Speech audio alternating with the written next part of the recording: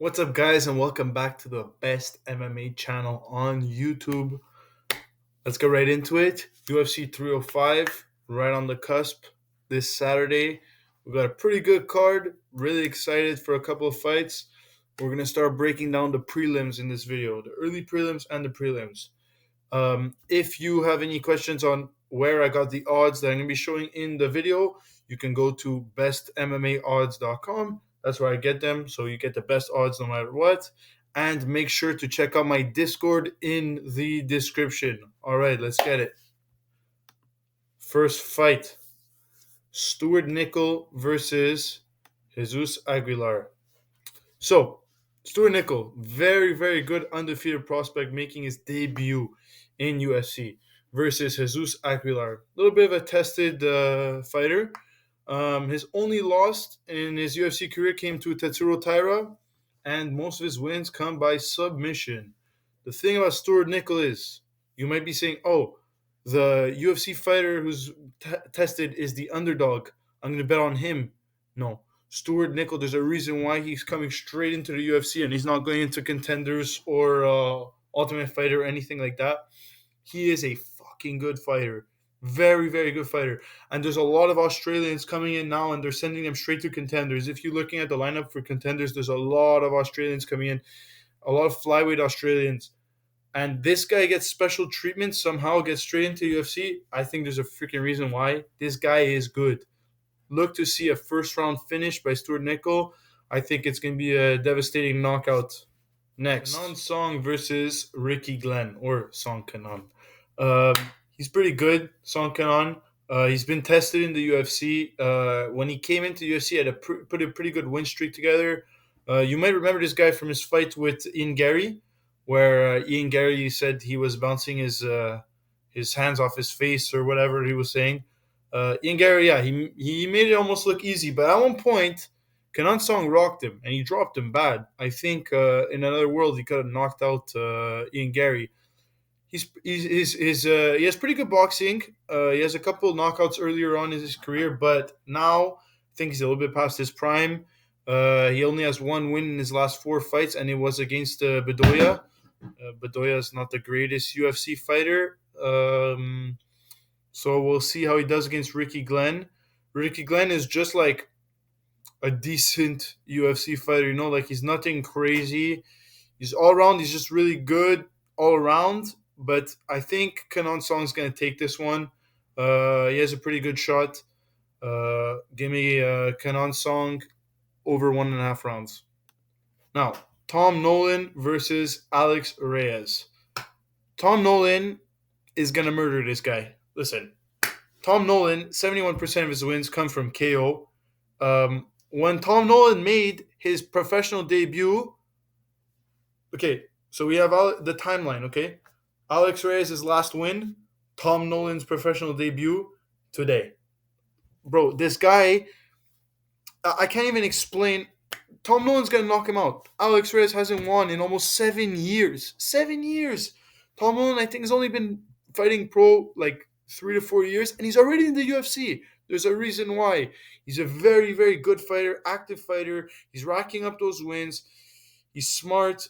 And on the other hand, we have a chinnable, shitty Dominic Reyes. Dominic Reyes' brother. And we're going to see a little bit of a trend on this card with shitty brothers. So not even a question. Don't even talk to me about this one. Tom Nolan, first or second round knockout, easy money. Now, Jack Jenkins versus Herbert Burns. Like I said, another shitty. I think he's an older brother as well. Another guy hasn't won a fight in 4 years. Very chinnable.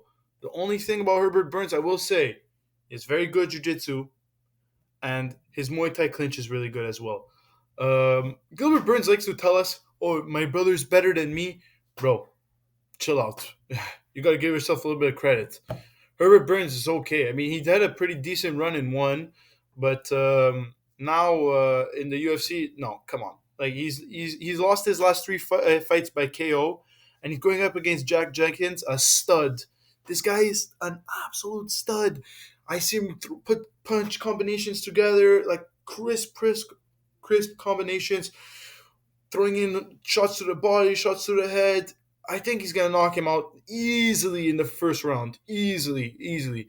Um, like we said, like I've written, he's coming off a pretty nasty injury. Watch his last fight; he got a pretty bad injury, but I think he's ready, and I think this is another fight where they're just feeding someone to an Australian guy for the crowd. You know, it's going to be crazy. They're in Australia, so give me Jack Jenkins early knockout. Casey O'Neill versus Luana Santos. Okay, listen, let me tell you something. Luana Santos, we saw her last month beating up the crackhead Marina Agapova. Now she's coming in on short notice against Casey O'Neill. And you might say, oh, you know, she was already in camp. Yeah, but she was in camp preparing for Casey O'Neill, you know, and so was Casey O'Neill not in camp preparing for Luana Santos. But I think Casey O'Neill is going to be a little bit more. I think she's going to have the advantage because Luana Santos, in the fights that we've seen, she hasn't. We haven't seen her takedown defense been tested, right? I wanted to see that against Agapova, but Agapova is really shit, and she's mainly a boxer, I believe. And we didn't see really much of that. I had Luana Santos to destroy Marina Agapova, and I was right. But I don't think it's going to be so easy. People are going to see that. That's why she's minus 145. But people are going to see that and think she's some sort of world beater in this division. I don't really think so. And I think Casey O'Neill is going to be a good test for her. Casey O'Neill, she's a well-rounded fighter. The only problem is she's lost her last two, and she had a close decision with Roxanne Modafferi, that was her retirement fight. I don't think it should have been close. I think she should have dominated, and she didn't. So we'll see. If Casey O'Neill decides to put some wrestling together and do some takedowns, then I think I see a world where Casey O'Neill wins this fight. Josh Kulabal versus Ricardo Ramos. What can I say about this fight, guys? This is going to be a banger fight. Honestly, this is going to be a really close fight to call. We have Ricardo Ramos can't defend guillotines. His last two fights, he's lost by guillotine. So, I mean, Josh Kulabal is a purple belt in jiu-jitsu, so we could see Ricardo Ramos shoot for another stupid takedown and get guillotined. But I think this is going to be more or less a kickboxing match. It's going to be a good striking match. We're going to see Josh Kulabal, very durable fighter. I'm going to pick Kulabal to win. But I think it could go the distance. So I think we're going to see a fun fight. Tune in for this one for sure.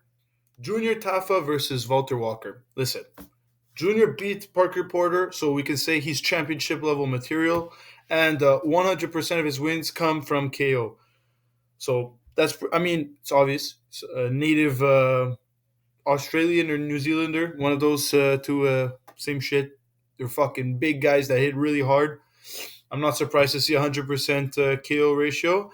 And Walter Walker, he's a fat, shitty Johnny Walker that can wrestle.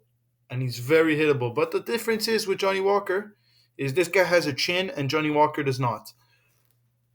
Walter's last fight, he was just standing there getting hit. He has zero cardio, this guy. So, you know what? I'm going to say it. I think Junior Tafa's probably going to win this fight, but I could see a world where, because both guys have pretty sus cardio, I could see a world where Tafa gasses and Walter gasses too, and Tafa gets a decision.